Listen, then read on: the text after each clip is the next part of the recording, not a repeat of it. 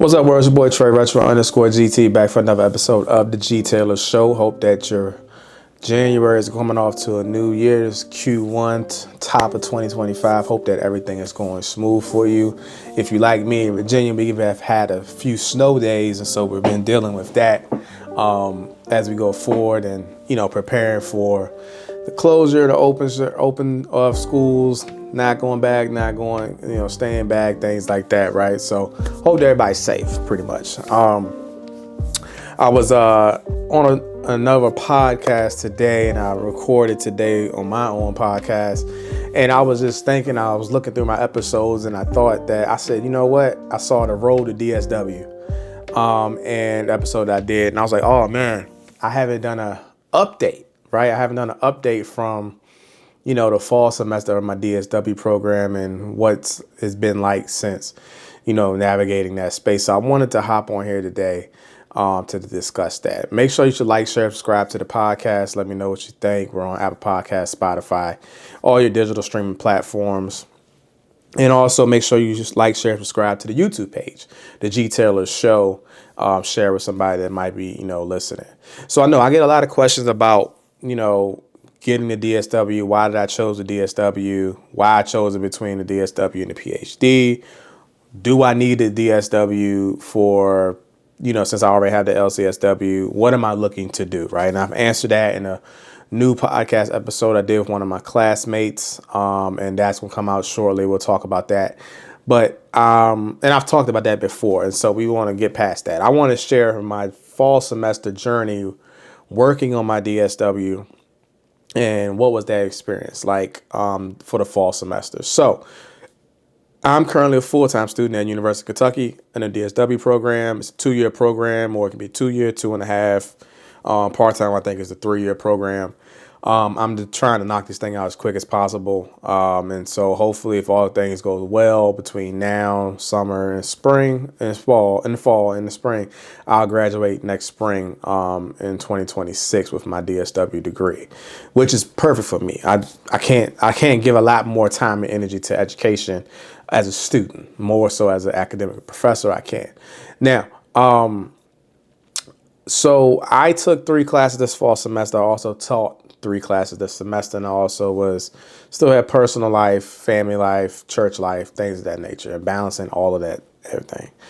The 3 classes that I took this year was the science of social work, supervision, ethics, and professional practice, I believe, and then also the dreaded statistics for social workers in that space.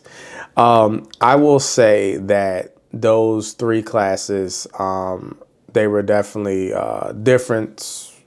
And I guess from the introductory classes that we took in the summer, were definitely more, concrete in the ideology and the content that we were talking about. But ultimately, though, what paired well professionally with what I was already doing, especially the supervision and ethics class. So I feel like I not breezed through it, but I felt like I was able to apply things that I was already incorporated into my supervision practice while also learning some new traits. So one of the things that I learned was, different clinical supervision, formats and styles, right? And I really got invested into figuring out how we can bring a social justice lens into supervision for our supervisees. And so that's something that I was already doing per se, but I enhanced it by my work in that class. And that was beneficial for me, I would say, going forward. I think this year I'm going to look at adding a clinical supervision workshop to my repertoire in collaboration with one of my colleagues going forward, because I think that's an area that has a lot to grow in, especially with the research, but also practical application to supervision. And there's a shortage of supervisors in our area, so something to think about. The next was the science of social work, which looked at the scientific aspects of social work as a discipline, the different viewpoints, axiology, and what is it? I can't even think of the name of it. It's so many. The more the scientific perspective of how we do social work and interventions. I realized that I was a constructivist approach or insight into the work that I do, which centers folks' lived experiences in the research and, I would say qualitative research around, interventions or the needs that are needed for different populations. I realized that, right? I'm a social constructivist by nature and all that good stuff. And that was a challenging class only because we had a big assignment, a literature review on our topic of choice that had 30 peer-reviewed articles at minimum that was needed for the paper. Ended up being a 2022 page paper, which challenged me, but also showed that I was capable of writing in that manner. And my professor, both professors all the professors this semester were super supportive as usual, but my professor in this class was definitely supportive, Dr. Hips, in helping me, craft my vision and craft what I want to create for my DSW program and my research, and really empowering me in that space. And so I'm very appreciative of him. Also, my other professor, Dr. Tungate, who was helpful in just making me kind of think beyond what I was thinking in reference to supervision. And applying that approach to the work that I do. So, it was good. And then my last class was statistics. Stat. Man. I ended up with stat with a B. I did end up with a B. I had 2 A's in the other class. And stat was tough. Dr. D is an amazing professor, though. She was there every step of the way with all of us and helping us. It's just, stat is hard. Statistics is not, you either hate it or you love it. And if you love it, you probably end up doing work in statistics. I felt like statistics was a shift in brain, in my mind, from what we were already doing, especially, around the classes that we were taking for the fall semester, but definitely from the summer. And I had to separate myself for statistics. Like, I could not do statistics in conjunction with any other classwork, any other business thing I was doing. Stat had to have its own separate time and area and entity, which is fine. I ended up, I think, doing, better than I thought I would do. And I said, if I can get past stat, I could probably do anything else at this point. A lot of us haven't did statistics since undergraduate, you know what I'm saying? And so undergraduate was 12, 15 years away from me. And so, I remember, and statistics is vividly ingrained in my brain because I was doing it when I was majoring in psychology. And I remember my teacher, and I remember the content and the homework that I had to do, sit 2-3 hours in the library each week to complete homework. You know what I'm saying?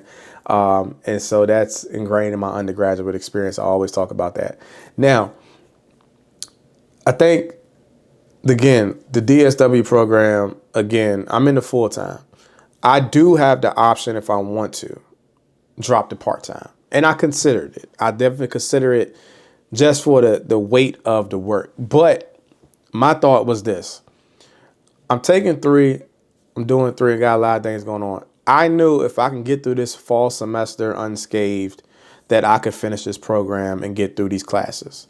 Because I felt like the first fall semester of 3 classes with everything going on, and for me personally and professionally, there was already a lot going on between August and December. Mainly between August and October, because October is a super busy month for me personally anyway. But also professionally is busy because I had events going on and business-wise. So I knew between August and October was going to be super busy. If I could just get through October, everything was fine. But the test would be, can you get through it? Like, yes, if we can get on the other side, we're good. But can you? And so I started preparing for the fall semester way back in like July, August. I took my time off. I took time to prepare myself mentally and physically. I changed some of my diet, my stress management, figuring out how to prepare for that because I needed to prepare for a probably very stressful 90-day run. And it was that. There were moments where it was super stressful. There were moments where it was super enlightening. It was moments where it was amazing. It was moments where it was everything. And I will say, because a lot of folks will be like, okay, I saw a lot of folks with letting the year close and what the year was like for them. I've had so many good days throughout this year and throughout 2024 that even in the bad moments, they don't outweigh the good. You know, and some of that is just experience too, life experiences, things that I experienced through life. Some stuff can't get worse than what I've already went through, right? You know what I'm saying? So you learn how to balance and go through that. But as far as balancing these classes and course load, it depends on the person, man. I try to come up with conversations and content for you all to show you like what's the best process or how do I navigate this? Is it a way to get through it? And it's just based on personal preference. If you go listen to my episode on my podcast where I did audio from the bagel shop to LCSW, I talk about the discipline and the routine of working in the bagel shop and how that has become some type of foundation for me in my professional practice. And so I'm able to lock in and just stick to a routine week to week, day to day with some, flexibility that's very easy for me to implement. And I know that's not the same for everybody. 3 classes a semester and the intensity of the workload. The papers were, we had we had a lot of reflection papers of a lot of reflections and discussion posts that you really had to, be intentional about. But this semester, most of those big papers ended up at the end. And it was between, I think the end for supervision paper was like 15-page paper. The other paper was lit review came like 20 pages. And then like the statistic paper came up to be like, maybe 15 to 20.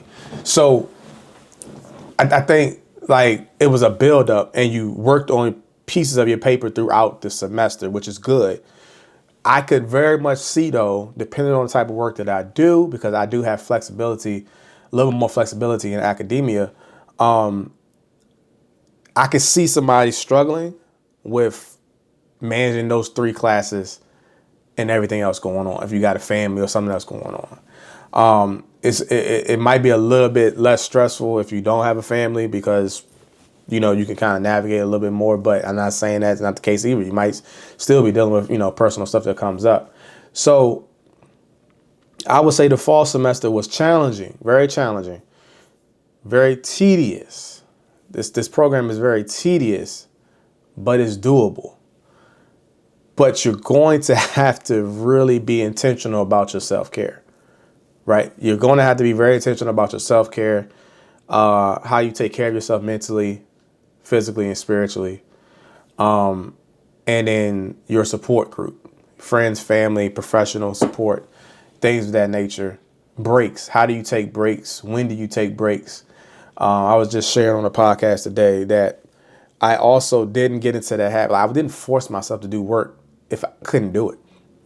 If I wasn't mentally and physically up for the task, I wasn't forcing myself to do any of the work because I would turn in a bad product. It would be my best work because I wasn't physically and mentally there. And there were days where I was not physically and mentally there. And I had to step away, or I might have procrastinated too long, or I missed a post or something like that. But I wasn't forcing myself to do something if my mind wasn't prepared to write, if my mind wasn't prepared to put something out, if I wasn't physically feeling it to do it.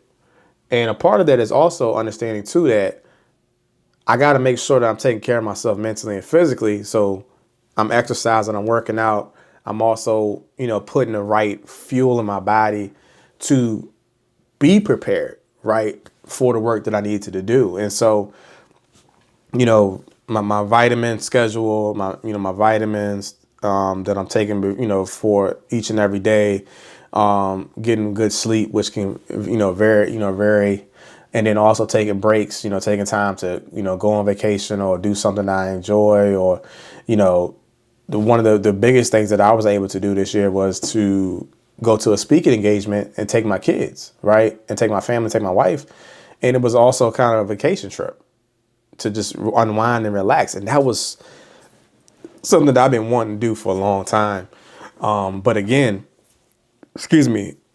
very intentional about having to do that. And I think the program in Kentucky does a good job at, promoting that, like self-care balance, making sure that, you're taking care of yourself just as much as you're logging in to do, your classes. So it's you got to know yourself. You really got to know yourself, or if you don't, you're going to find out about yourself in the program. But to say all I had to say, it is doable. It's doable. And so I didn't think I was going to. I had times I was like, man, shoot, why am I doing this? Why am I? I don't need to do this. I don't need to be in here. But then, it's doable. I think 1 week. I really think 1 week, man. I was traveling. I had assignments due. I had grades to grade. I had some other things popping up, and I was like, I have no idea how I'm gonna get this done, but it's going to get done by the grace of God. And I just bite-sized chunks. I knew it going into the next week where I looked at the upcoming schedule, what I needed to do, and I was like, I gotta do this, I gotta do this, I gotta do this, I gotta do this. And I just took my time. There's one thing, knock it out. There's two, knock it out. Three, let's knock it out. Let's not let this thing overwhelm you, because it's just a degree, right? At the end of the day. And so we got to figure out how to take bite-sized chunks of this. So that's been my experience so far in the fall semester. I'm looking forward to the spring semester. I'm glad I got through stat. And I'm glad that I also was able to see that I am capable of writing at a high academic level, and, being beneficial. Also, I want to say, too, one of my professors, Dr. Hips, helped change my writing style and change my approach to writing, which made it easier to write at that level. And so I think, and actually, I wish the way he's helped me carve my writing, I wish I had that insight in undergraduate, because I probably would have been it'd been a lot easier to write. But that was super helpful. So I would also say, man, cultivating a relationship with your professors will also help you grow as well in the academic program. If you isolate yourself from your professors, then you risk not learning, the things that they're looking for and the things that they can help enhance you as you grow. And that's a big ask, because a lot of us are already mid-year seasoned professionals. There are things that we know as well, and might think we not need work on, right? But when you get in a grade, what I'm saying, it is best to know what your professor is looking for, so you can, do the right thing, so you won't get dinged on it, what I'm saying, lose points off of it, right? And then also in those moments, hopefully too, it's also growing you as an academic student, what I'm saying, pushing you to the next level, and ultimately, graduation, putting you in the space of where you want to be with, in the first place, with the DSW. And so I'm grateful for those teachers, those teachers that I had this semester that did just that, and was able to cultivate the gifts that we already have within us, and help expand upon that, or give us alternative ways to kind of, go about doing the work that we want to do in this program, and preparing us for, our capstone project, which is coming up here shortly. I think either this summer or going like next fall.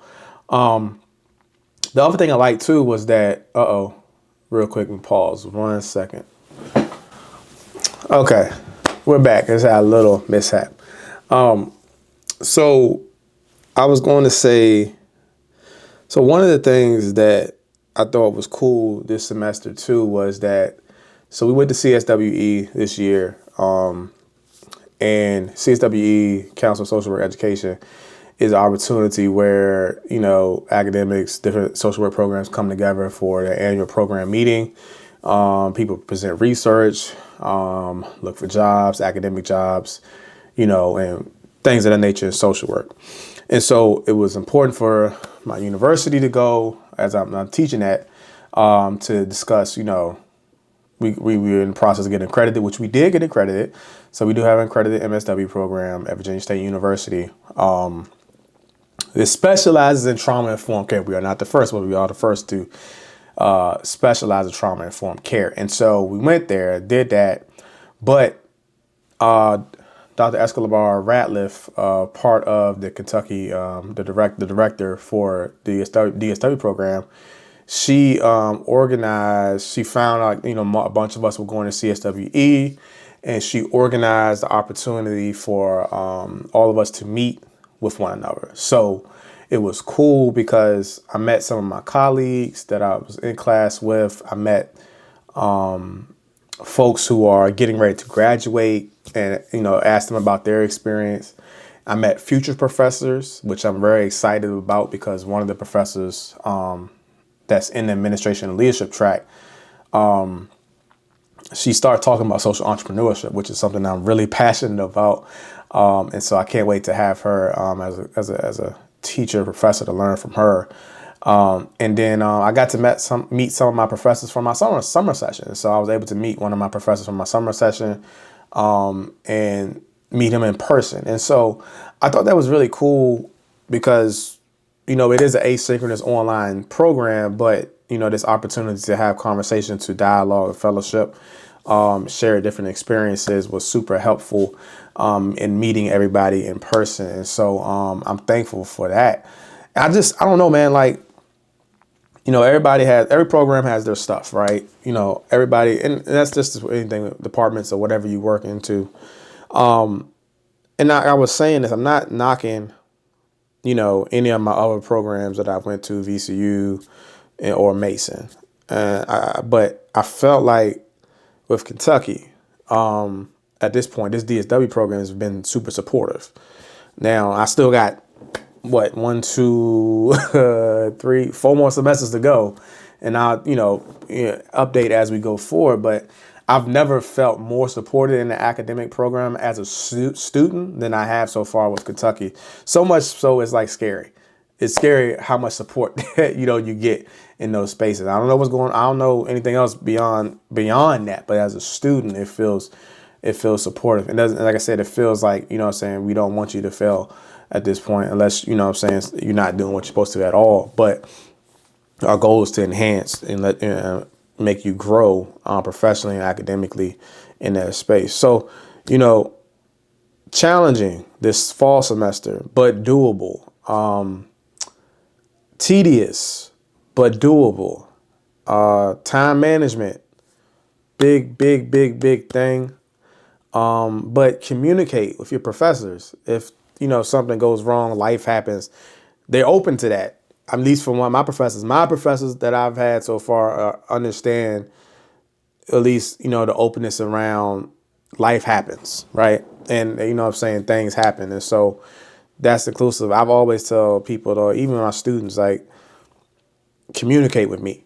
If you communicate, then we can have a conversation. We know what's going on. But if you don't communicate, then it's a problem. Even though it's an asynchronous program, they do have synchronous sessions. I think, taking those synchronous sessions and those are important to go to if you can make them.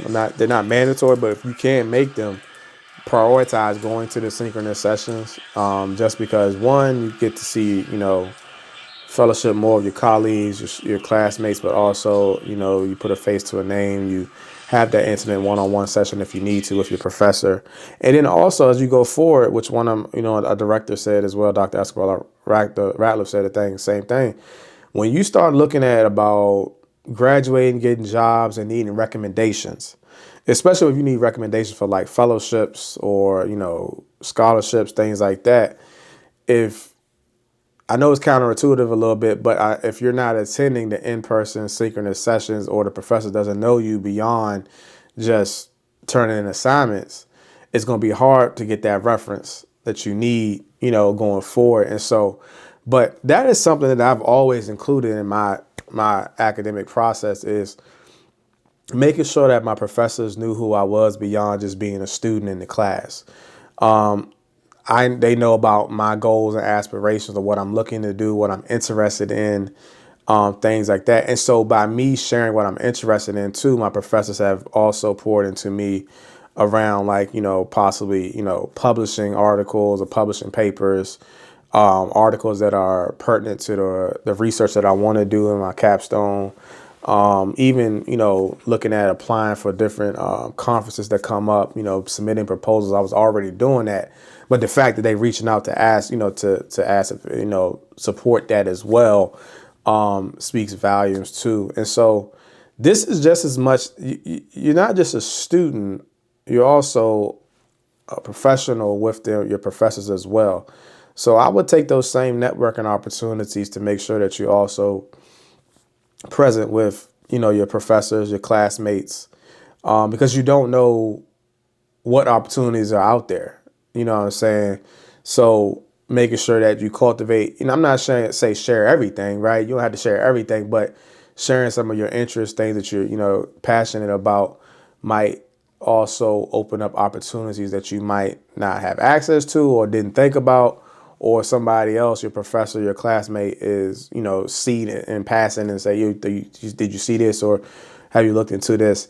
And that's way to, maximize, your opportunity there. People always talk about being at certain universities or certain places and maximizing the opportunities. I think that's something that, one, I didn't take advantage of a lot of in my graduate program at George Mason. And I did a little bit of it in undergraduate at VCU, but I probably could have done more. And so I do want to take advantage and maximize the opportunities afforded to me as a UK student right now, so that I could put myself in the best professional space possible. And so, whether that's at conferences, workshops, you know what I'm saying, networking and collaborating with other colleagues, networking, collaborating with other PhD or doctoral students. That's what I want to do, because we're all in this together, and going forward. And so you look at it from that aspect, as well as a place to maximize your opportunities, maximize your professional growth. And again, whatever you're trying to do, right? You position yourself to go forward within that space. And I'm a big fan of networking and fostering relationships, professionally and personally, because, they're still good out there. People still will look out, and people still will, and not looking out for a handout either. They'll be looking out just for the sake of, they believe in what you're doing.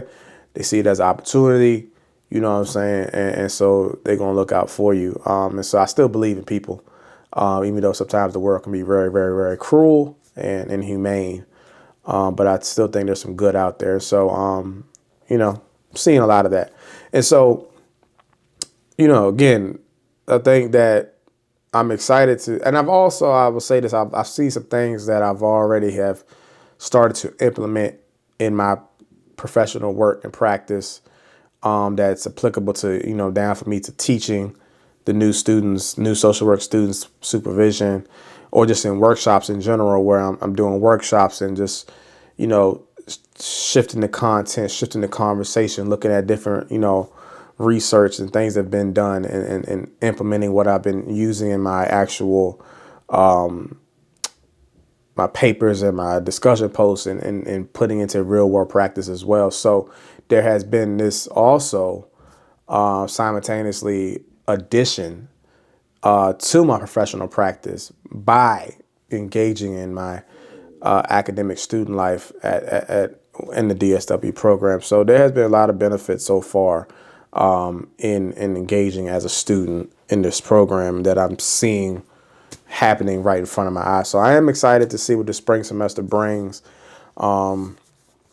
Excited to see what the capstone looks like, and where do we go from there. Did get an opportunity to talk with a graduate student who is graduating this spring, and, looking at the capstone project, what that looks like, what's to be expected, topics and things of that. And even my topic has shifted a little bit of what I want to look into going forward, because of the work that I've been doing in my fall semester. So, again, man, it's just, I keep telling people, like, it's really about what you want to do in your profession, what you want to do in your career. The program, this DSW program it's almost open-ended. You know what I'm saying? It's really open-ended to what you want to do. If this is what you want to do, we'll make this happen for you over here. If this is what you want to do, we'll make this happen over here. It's about what you want to do. And sometimes I think we don't think about that, especially if we're still just kind of figuring out what we want to do with our profession going forward. And again, you might still have an opportunity you might still have a thought about what you want it to be, and it still might go a different way. I think about myself personally, right? I didn't see full-time academic professor in my cards professionally when I embarked on this social work journey, but here we are. I didn't see clinical supervisor as well in this journey, but here we are. And so, gotta ask yourself, man, the more you ask yourself where you want to be and where you're trying to go, the easier it will be to navigate some of the challenges that might come up with thinking about doing a DSW program or staying the course in a DSW program. And I think I'm particularly blessed to be around a bunch of PhDs, DSWs who've been through the process. I got two of my guys in my friend group are DSWs. So I have a vast majority of individuals that can pour into me and support me on my journey, along with my family and friends who understand this process as well. And, just giving you tools and helping you out and just showing. And, even had a conversation with my guy, Terrell. We chopped it up at the CSWE. He's a PhD student at Bama, and we was sharing ideas around the doctoral process because of that support. And so I think I'm very blessed and honored to have the network that I do and support. And so I encourage everybody to build that network, build that support, get out your comfort zone a little bit and be social so that you can build that community that will help you thrive through this program. You're not gonna be able to do it by yourself. You try to do it by yourself, you're gonna get stuck in your head a lot. And it's going to make it difficult to succeed because you need some people to bounce ideas off, to vent, to tell you I don't know why I'm doing this, to kind of take you back on course, to give you space, give you opportunity, to give you a lot of time or hours to knock out stuff. You're going to have all that in one. And if you don't have that, then seek that out in other areas professionally or with the classmates in the cohorts that we are in, your professors. You might have to create it from scratch, unfortunately, which sucks a lot. But there are a lot of us out there. So I think that you should be able to find a community. I do think there's a Facebook community as well on that. I just don't have access to Facebook, so I can't get into it. But, so yeah, if you're interested, it's doable, but you got to ask yourself, what am I doing it for? What's the end goal? Where am I trying to go professionally? So that will keep you staying the course. And then, like I said, making sure that you got a good, solid friends of support group, family, friends, professionals, and diverse, right? So I got different sets of friend groups that have nothing to do with social work, and I got my social workers. You know what I'm saying? I got my personal friends that are social workers and my professional friends that are social workers. So it's a good, well-rounded,